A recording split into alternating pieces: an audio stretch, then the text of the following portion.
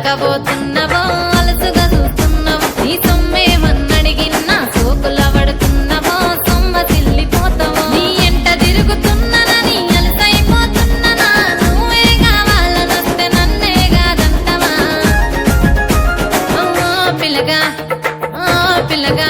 యహో పిల్లగా ఎంకటేషు చూడకపోతుంటవో కానకబోతుంటవో నా పిల్లగా ఎంకటేషు చూడకపోతుంటవో కానకబోతుంటవో